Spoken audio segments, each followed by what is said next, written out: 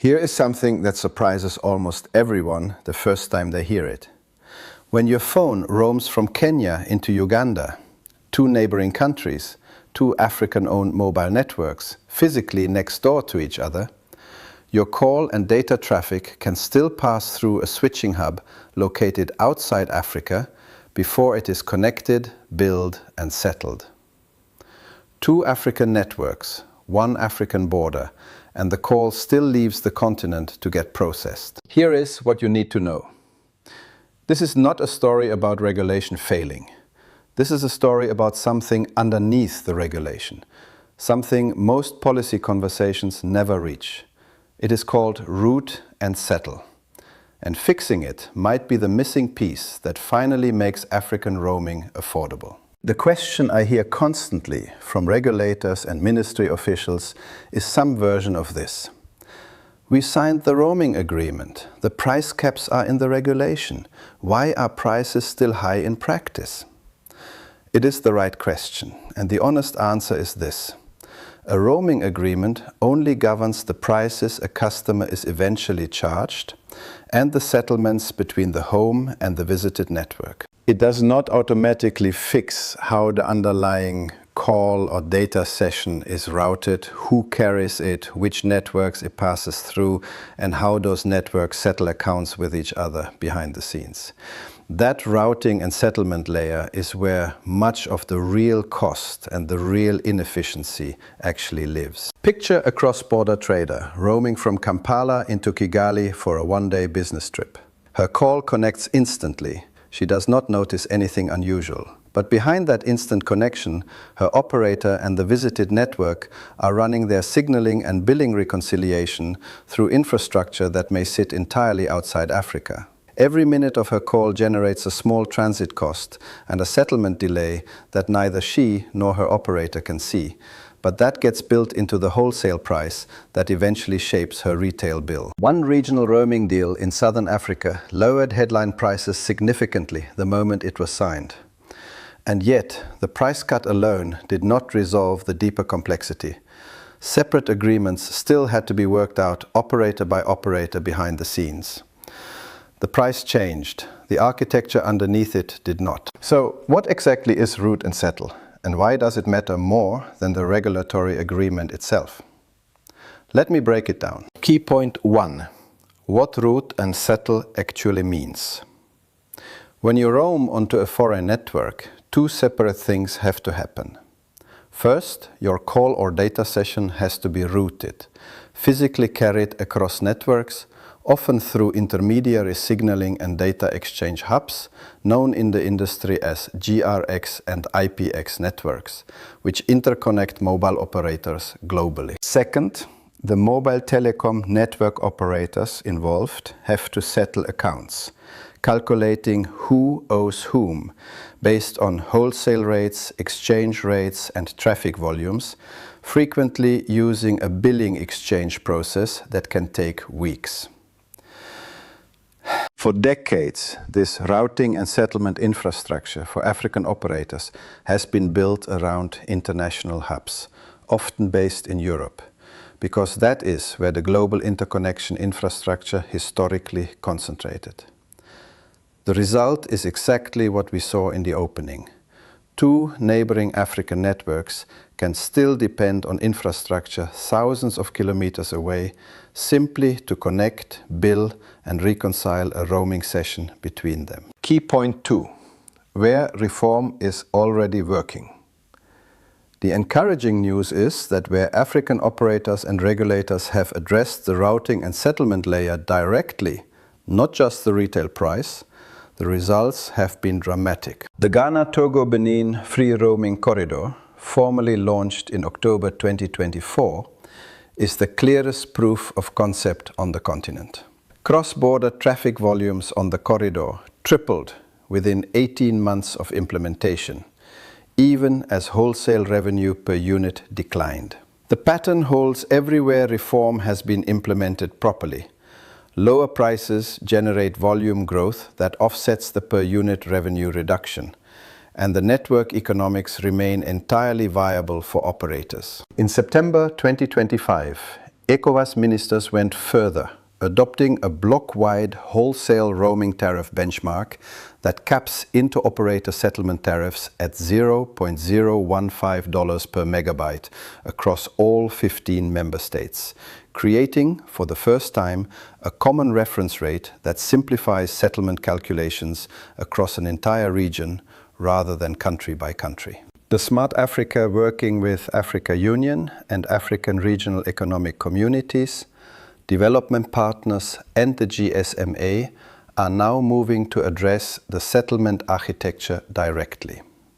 Industry plans for an Africa roaming clearing hub aim to enable real-time wholesale settlement and fraud detection for African mobile operators, cutting average invoice reconciliation time from roughly 30 days down to 3. That is not a retail pricing reform.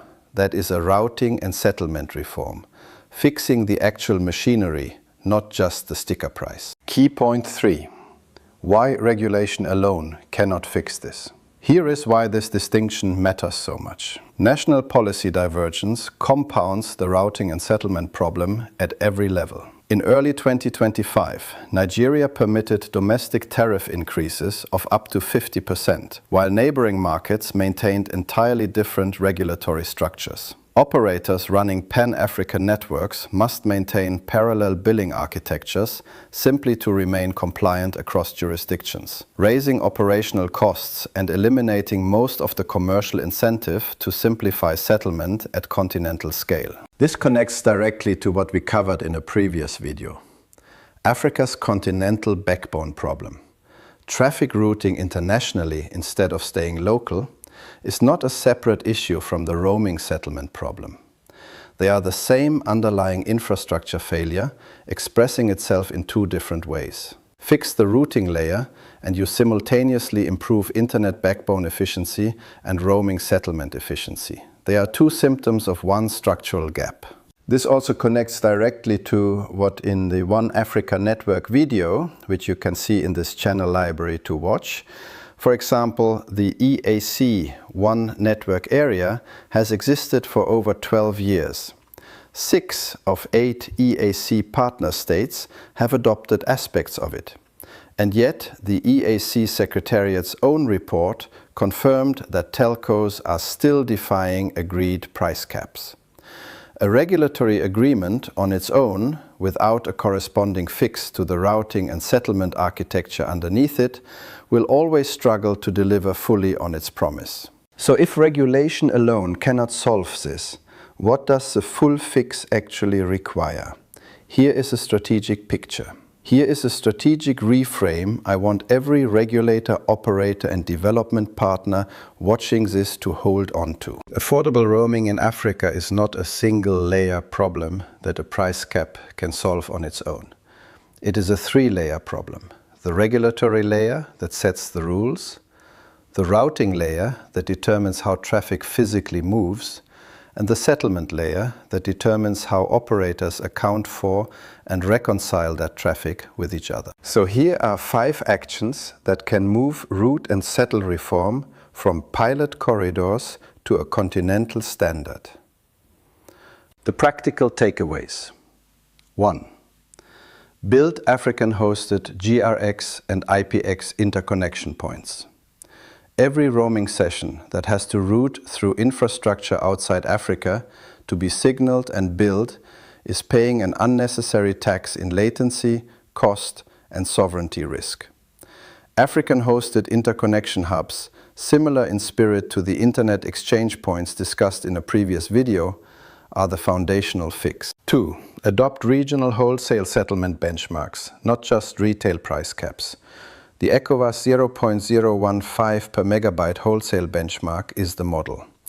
EAC, SADC and COMESA should each adopt equivalent regional wholesale reference rates that simplify settlement calculations across their member states. 3. Accelerate the Africa roaming clearing hub from plan to implementation. Real-time wholesale settlement and fraud detection, cutting reconciliation time from 30 days to 3, removes one of the most significant operational cost drivers in cross-border roaming. This needs sustained investment and regulatory backing now, not in 5 years. 4. Harmonize national tariff policy to prevent regulatory divergence. When one country permits 50% domestic tariff increases while its neighbor holds rates flat, Pan-African operators are forced into costly parallel billing architectures. Regional economic communities need binding tariff harmonization frameworks, not just voluntary guidelines. 5. Measure success by traffic growth and settlement speed, not just headline price caps. The Ghana-Togo-Benin corridor proves that traffic volume growth offsets per unit revenue decline when the full route and settle architecture is addressed. Regulators should track and publish traffic growth and settlement reconciliation times as core success metrics, not just the retail price printed in the regulation. African roaming has never been expensive because Africans do not deserve affordable connectivity across their own borders. It has been expensive because the routing and settlement architecture underneath the regulation was never built to serve African traffic efficiently in the first place. That is fixable. The Ghana-Togo-Benin corridor and the ECOWAS wholesale benchmark prove it. What is required now is the will to scale that model continentally and the patience to fix the infrastructure layer, not just the price tag. If this video connected the dots for you between roaming, backbone and policy, share it with one person in your network working on regional connectivity. Subscribe and turn on the notification, and I will see you in the next video. Thank you for watching.